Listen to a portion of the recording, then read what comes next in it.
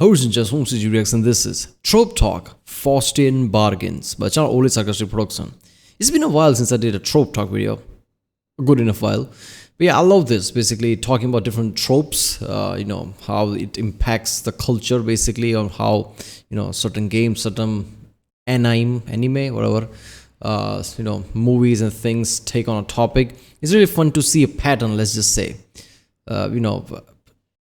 I don't know how many I've reacted to it, but I think I've reacted to a few of them, and I like to, since I've seen them and know what those tropes are, it's very easy to detect them in a storyline. So like this is one of those cases where you learn something, you basically educate yourself in this way that just changes forever. Whenever you see something, you can just detect it, like, oh, this is the trope.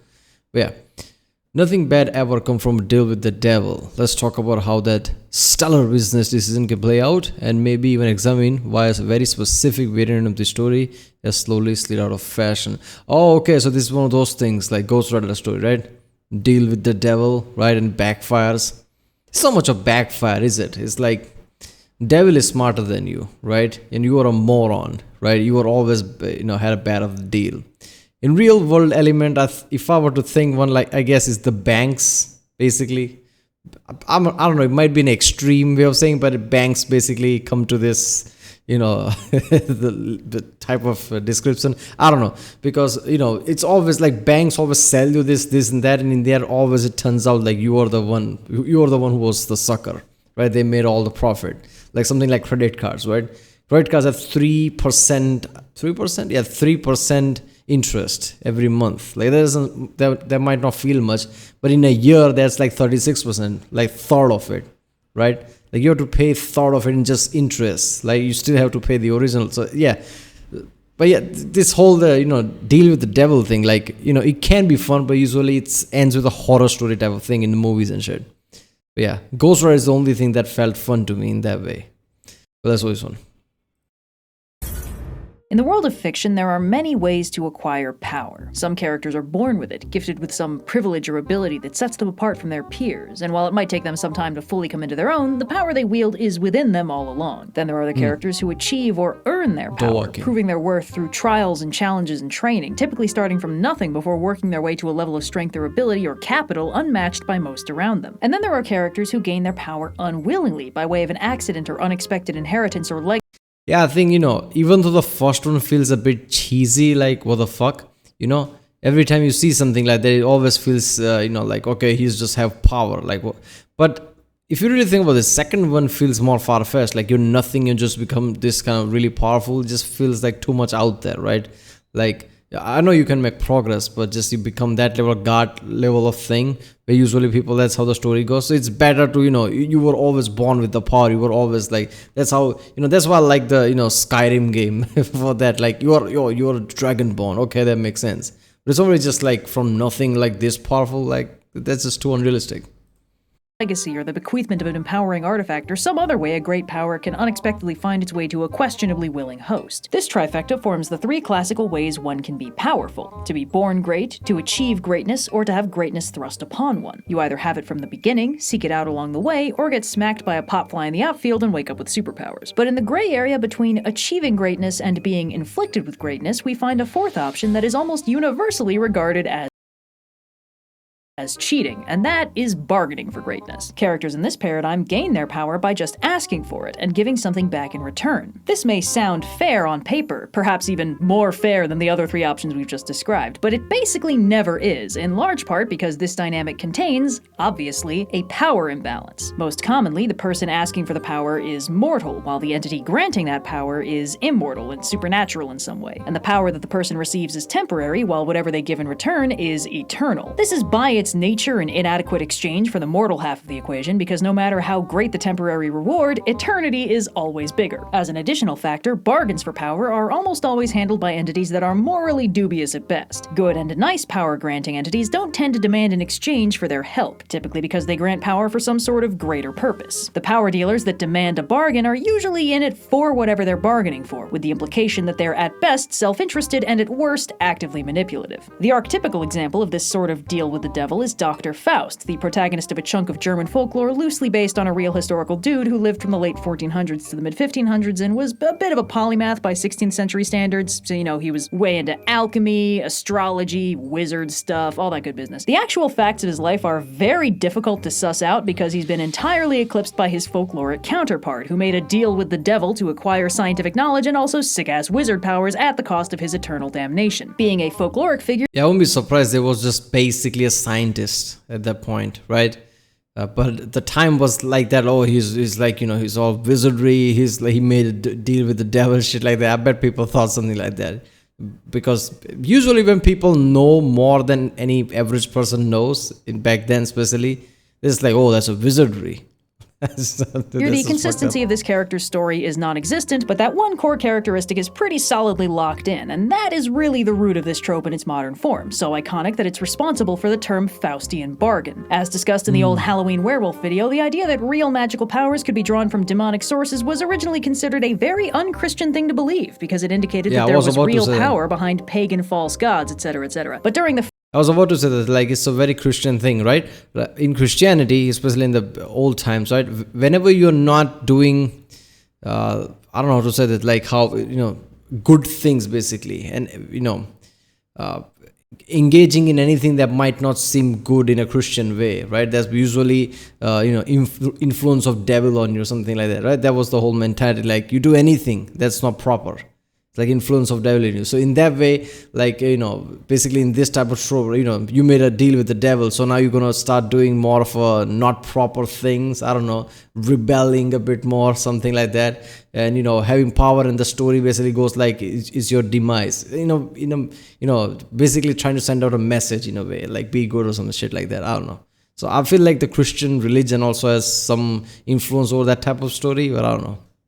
Frenzy of the witch hunts, that concept fully flipped, and the idea that a human being could get wild superpowers by shaking hands with a goat man really took off. Timeline-wise, that shift lines up decently well with the original bulk of Faustian folklore, which was mostly a 1500s to 1700s thing. The broad strokes of the story described a selfish and short-sighted man who sacrificed his eternal soul for control of a fleeting power that was never really his, and only regretted it when the bill came due. And the trope hasn't drifted too far from its roots. The exchange is simple. Someone seeking power makes contact with an entity willing to give them power, at a cost. This empowering entity is usually explicitly malevolent and in many cases is specifically demonic, satanic, or otherwise underworld adjacent, but there are exceptions. Some of these guys are just deeply inhuman with a bad case of blue and orange morality, and some of them are downright affable, they just like getting repaid for their help. The nicer ones will even bend the parameters of their deal to help out their chosen humans, but these are not the ones we'll be discussing today. The fact is, the kinds of characters willing to make Faustian bargains are almost always either bad guys or really, really desperate, and that dynamic between a power-hungry human and a powerful and evil supernatural entity is a deeply intriguing one to explore. For one thing, most villains spend their story being set up to fail. It's the nature of being the antagonist that one's role in the story is to eventually be defeated, and furthermore for that defeat to be cathartically satisfying for the audience. This means that most of a villain's arc is generally planting for the payoff of their eventual defeat, dropping weak points or hubristic boasts or Chekhov's guns for the story to fire later in a callback to their own cruelty. This is also why villains often get third act breakdowns, where whatever facade or walls they have up crack, and we get a look at the raw, unfiltered emotion boiling behind the surface. We see how the villain responds when all their plans fall apart, when their victory is ripped from them at the last minute, when the core hypocrisy of their motivation is exposed. It's the payoff for a story's worth of planting, the final cascading collapse of the domino chain of character weaknesses the story has been building around them. So villains that have made Faustian bargains are useful because they come off the shelf with a lot of that planting already done. The fact is, there's really only one way for those stories to end. The villain dies or is otherwise defeated, as is typical of villains, and the entity they made the bargain with collects on the deal, driving home that the villain was only ever working on borrowed power and it was nothing but empty ego and delusions of grandeur that made them believe they were the master of their fate. The villain's downfall and karmic punishment for their evil is baked into the premise of the Faustian bargain. All the good guys need to do is thwart them. Yeah, okay. I think that kind of story must be unpopular, right? Especially in the media culture, right? Because anybody who, is this kind of super power entity, basically devil, let's be honest. People already don't look them favorably. They already think that that's a bad entity, all right? Okay. Now you also had somebody like who's bad and makes the deal. Like, you're two bad guys, like, right? Audiences don't know who to, feel for at that moment. So I feel like their stories must be very, picky and choose. I don't know. Maybe if you do it right, it can be fun. But usually it's just like somebody who's really desperate, or somebody who's gotten screwed by the world a lot, that they become a bad guy, but it's just like byproduct of how they were treated since they were born or something, and became a bad guy like that, and basically become some kind of a horror show at that point. I don't know. But yeah, if truly bad guy, like properly bad guy, making deal with devil, I don't know. Stories like that must be very, little. Them thoroughly enough that the satanic deal entity comes to collect and wraps the story up cleanly. Sometimes it's actually kind of a reveal that the bad guy's power came from devil dealing, and it only becomes clear to the protagonists when they get dragged off in the finale. This is also a narrative format that overlaps with the appeal of doomed hero stories, a case where you know the ending from the beginning. Characters that strike Faustian bargains for personal power are doomed by their own hand to become completely subject to the whims of a massively powerful and malevolent being that controls all the power they could ever hope to wield in their own defense. And because they entered this bargain willingly, the character knows this from the beginning, though they might not have fully processed it. They understand, at least theoretically, that whatever they get from the bargain will be temporary, and the price they pay will be forever. So implicitly, they have to believe that whatever benefit they're reaping is worth the cost. Which does actually lead us to an important factor in this character archetype. What exactly did they get out of the bargain? After all, while the classic example is a power-hungry supervillain, there's a lot of things you can get out of a deal with the devil. Obviously, power is the easy one. These characters strike a deal that gives them an ability, asset, or other fun benefit designed to make their life simpler, easier, and/or more impactful on the world at large. It covers a lot of ground. Characters in this category might shoot the moon and get full wizard powers or a demonic super mode, or they might just get like a big pile of money or something they can use to fund their independently dastardly schemes. These characters are sometimes seeking power specifically for the purpose of revenge, in which case they might be very self-destructive in its pursuit, willing to sacrifice everything for the sake of vengeance. But sometimes they just want power for its own sake, maybe even for a lofty goal like trying to save the world, since power can be desired for a wide variety of reasons, which is why these guys make very good antagonists. As far as narrative threats go, superpowered bad guy juiced up on Satan aid is a pretty good way to make a seemingly insurmountable threat with a built-in defeat switch for the endgame. Faust and his various Faustalikes are pretty much. Yeah, but whenever the story, like there's a protagonist, a good guy, then there's antagonist, a bad guy who has superpower because he made a bargain with devil. It's not usually like, he made the devil, he made the deal with the devil without thinking, and he's gonna get screwed in the end. Usually that's not how story goes. Usually it's like, he made deal with the devil to be one with the devil. So, now there's no drawback, there's no nothing. He likes that, and he's just powerful. And you have to defeat the evil, that kind of thing. Because usually, it's very rare that you see antagonists getting screwed in the end because they messed up trying to make a deal. And that's how the thing goes, right? Much the example of this angle, striking dubious deals for power and only coming to regret it quite late in the game, when the benefits have run out and the power broker has come to collect. But this is also where you get the characters motivated by revenge, that accept a bad deal because their desire for vengeance is the only thing they care about anymore, and they'll gladly burn themselves down for the power they need to make their enemies suffer. Unlike the smug sorceress types, these guys are usually pretty tragic figures, and while they make good nightmarish villains, if they're permitted enough character development to rediscover priorities beyond revenge, they might come to regret their Faustian bargain, intensifying the tragedy of these former hotheads who sacrificed a future they never thought they'd want. There's also kind of a niche subcategory where the character gets the powers not because they wanted them, but because the thing they're dealing with demands that they take them as part of their side of the bargain. Like the Satan-alike they're dealing with really wants a vessel or a servant or a sick-ass flaming skeleton, and they just get the power set no matter what they asked for. This subcategory features, among other things, Ghost Rider, Kratos, Spawn, and every single magical girl in Madoka. Remember, kids, cute kitty things offering free superpowers are only benevolent like 60% of the time. Speaking of, it's common for these guys that get unwittingly roped into having superpowers to have struck a deal for someone they love. These dudes are sometimes classic Faustian villains, but are more often sympathetic at minimum, and in extreme cases. Yeah, the Ghost Rider story is just fucking awesome, right? Yeah, all I wanted to be the best stunt rider, whatever. Yeah, tough shit. Now you get a cool flaming bike and flaming skull. There you go. These are full-blown anti-heroes. They make the deal as an act of personal sacrifice to save somebody they care about, usually from death. And as a rule, because Satan-alikes are cheating bastards, those saved loved ones don't tend to stay saved for very long, because once they make the deal to save their loved one from the first falling piano, they have nothing to bargain with when the second one drops. These guys work well as sympathetic figures because they lose. Wait a minute, it was something about saving him, right? His father. How the hell? Holy hell, I even forgot the story. But that was the deal, but somehow there was a loophole, so he died anyway? Yeah. Right out the gate. The thing they make the deal for doesn't even matter, and as an extra kick in the teeth, they're still bound to hold up their end of the bargain with their dope-ass superpowers and their tragic backstories, and yeah, I can see why these guys turn into anti-heroes. This is where you get your Ghost Riders, who get locked into a deal trying to save a loved one who immediately dies anyway. This is also why the guys making these wishes tend to get strong-armed into getting rad-as-hell power sets, because if the Satan-alike didn't do that, this deal would begin and end with, please save my loved ones, okay, psych, got your soul. It's such a quick and cruel gut punch that it functions better as an origin story than anything anything else. But on the flip side, you also get the characters whose only wish is to have a good time. These are the hedonistic types that wish for things like eternal youth and beauty, or for a specific person to love them, or to be super rich but with no political motivations. These guys don't tend to get the full supervillain treatment because they're obviously very short-sighted in trading eternal suffering for brief enjoyment, and thus don't make particularly good schemers. Instead, they tend to get spotlighted as villain protagonists, aka terrible people who are the main character, where often the appeal of their arc is simply watching them crash and burn. The trick is that these guys almost always star in stories about how one should be careful what they wish for, because what they think they want isn't necessarily what they need in order to be happy, because figuring out what makes you happy can be deceptively difficult. It's also frequently a monkey's paw situation where the thing they get doesn't manifest exactly how they wanted, but they're still bound by whatever. They're basically the gold story. Holy shit, I forgot the name, right? Where he's just like, I want everything to turn gold as soon as I touch it, and basically just, everything turns to gold as soon as he touches it, which becomes really worse, like, his family and everything turns to gold, that kind of thing. Like, greed, short-sighted morons, basically, who just makes, deal without really knowing what they're actually making, right? Not being careful with the words, basically, what they're asking for. Get screwed. Basically, that's what happens when, making, what is that? Choices with the genie, right? 3 choices you get, right? And even that they screw up. Stories basically like that.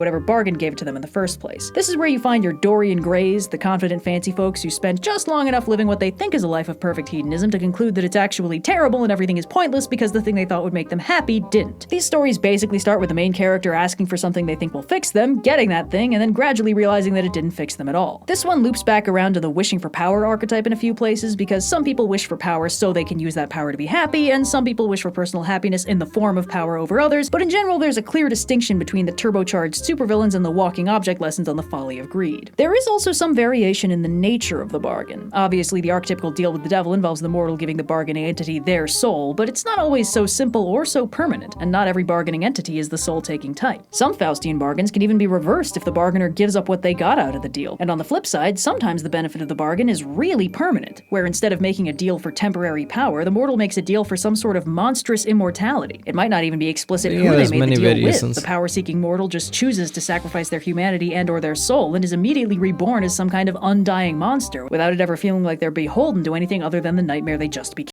Yeah, this reminds me of like Far Cry 5 story. I mean, it doesn't really, deal with the devil shit. It's not really that. It's more like a defeated by an entity and becoming one type of thing. Because in the whole game, right, you're a person who's fighting back against a cult, thinking you're making the progress until the end, when you realize all was for nothing, nukes drop and everything. And then this, the next story of the same game is called New Dawn. What is that?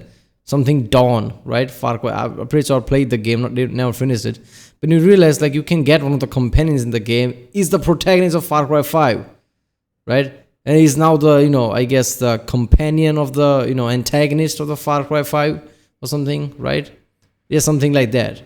And you just get as a companion who's silent, doesn't speak, and he's just a bowman, like this ninja type of creature. Basically, that's us from Far Cry 5. That's so fucked up.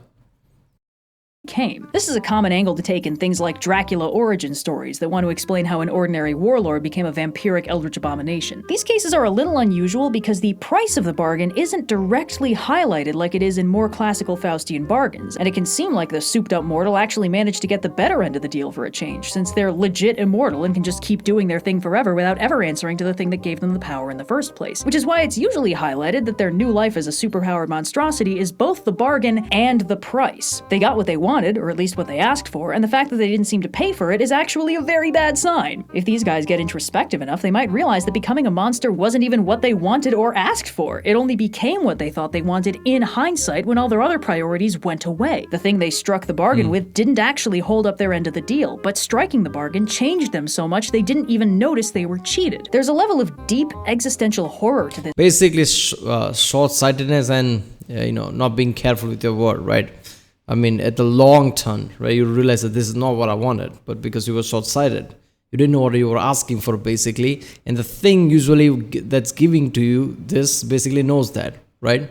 There's always like deal with the devil type of element. There is that devil doesn't like if you get what you wanted in the first place. Devil likes if you basically, get screwed out of it, like you were, misunderstood or something, and just in the end, devil likes if you suffer, basically. I mean, that's the whole point, whole element of devil, isn't it?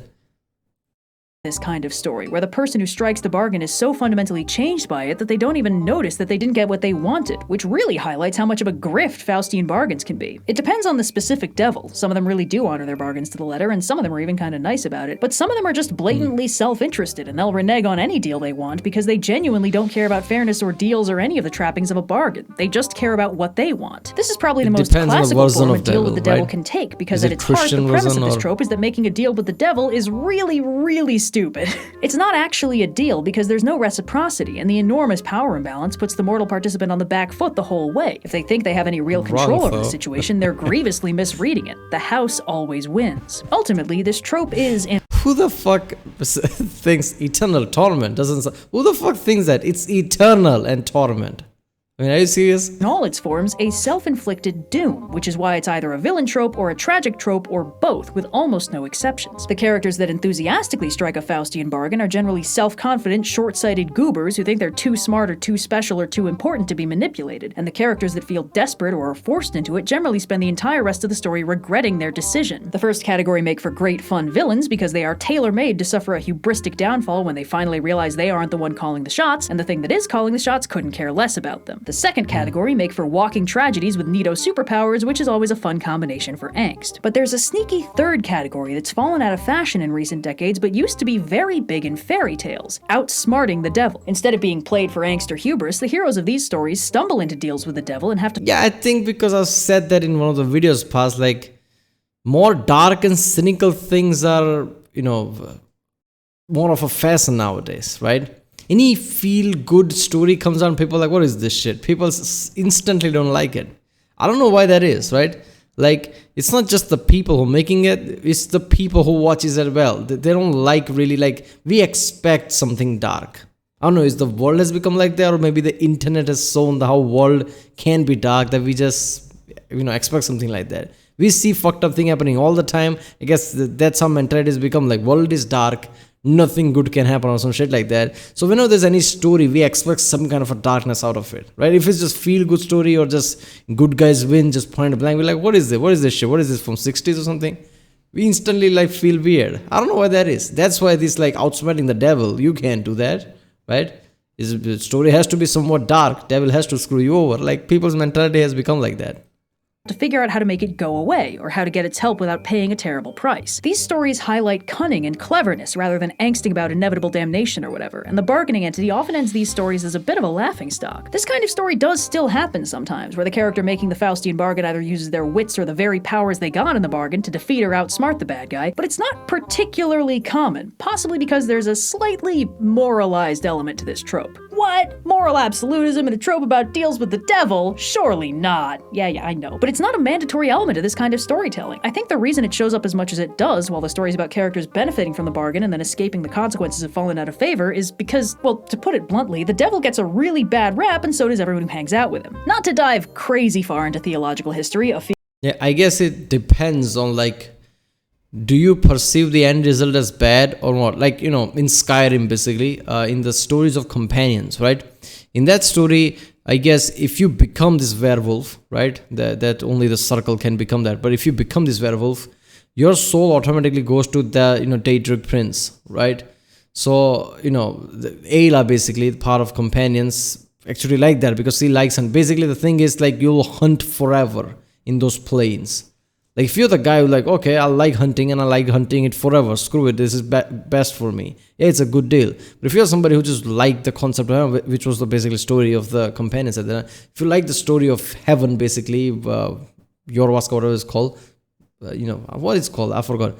But if you like the story of heaven and don't like that being just, constantly hunting in the Daedric princess, realm or whatever, that's an issue. So I guess it depends on what you want in the end. Field I am very distant from, but can already feel boiling my comment section. But back in the day, the Jewish concept of Satan was basically just a prosecuting attorney whose job was to argue with God, who... Okay. Wait a minute, So, devil and, hell and, hell and heaven, devil, all this concept didn't start with Christianity. There was a Jewish version of that too. Like, isn't the whole concept of devil comes from Christian story of Lucifer? I don't know. who was unconditionally his boss. And speaking as someone with a large Jewish family, I can say from first-hand experience that in this culture, arguing is considered to be extremely healthy and necessary about anything and everything all the time. The Satan we find in the book of Job, for instance, is not a deal-making crossroads power broker. God literally asks his opinion and values his perspective. This is not the Satan figure later adapted by Christianity and spread through folklore and pop culture. Pop culture pitchfork Satan is not to be argued with. He's a corrupting and powerful influence to be stalwartly ignored. And anybody who talks to him or listens to him or, God forbid, deals with him can expect, well, I believe the technical term would be eternal damnation, which is also not a concept in Judaism. Fun fact. So the roots of this trope are heavily... Yeah, basically, any bad version of the human nature, they attribute that to Satan and is to be avoided at all costs, because dealing with the Satan is dealing with those things, the bad things of human, right? So, it's basically like symbolism in a way, right? Like avoiding that in all costs, not to argue with it. Like, stay away from all these bad virtues. That was the whole point of it. Like, be a good person type of element. I don't know. Planted in the concept that dealing with the devil automatically makes you either evil or stupid. So while stories about outsmarting the devil do still happen, there's a reason most of the characters that make Faustian bargains are either unapologetic bad guys or short-sighted and easily manipulable people whose punishment is a tragedy, but, well, they brought... I like how anybody who makes deal also considers stupid. Like, nobody thinks that at least those person had balls to make deal with the devil rather than just staying away from everything. But yeah, they are stupid.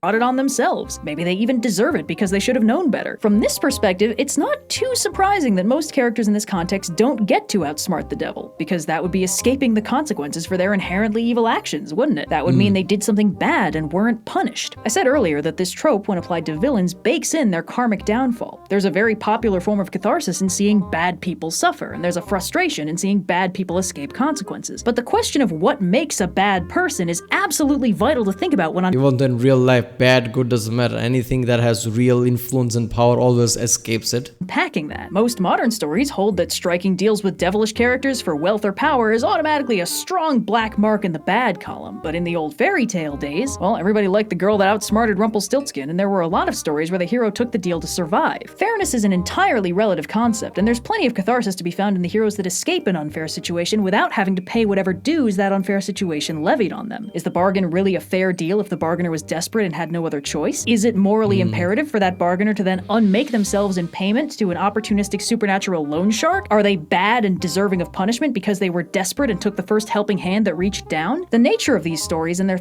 I guess that's how the good and the bad element comes from, right? How do you know someone is a good guy and a bad guy? You can say the intent, but if it's something like a story or movie, you can't really know the person's intent, directly. You need to be more in it.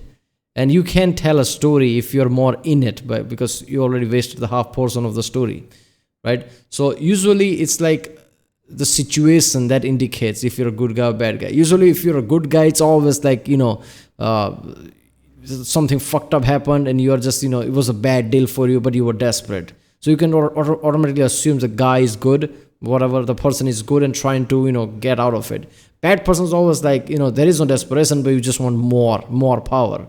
And then from that actions, you can just oh, this is a bad person.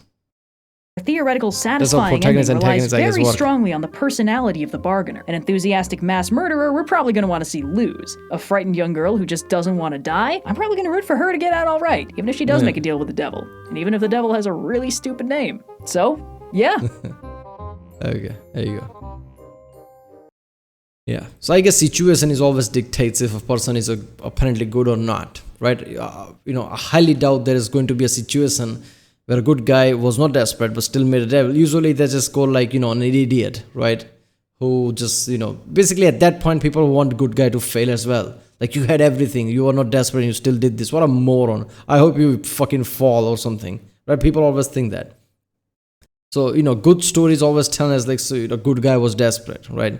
So desperation is the, in that way, it's not even that good guy needs to survive or bad guy needs to fall. It's basically like the situation dictates it. The person was desperate. I hope it comes out right or some shit like that. Alright, well, that was Trope Talk, Faustian Bargains, was an old Sarcastic production. If you like my reason, subscribe. And yeah, I'll see you next time. If you want me to do more Trope Talk, definitely comment down. And yeah,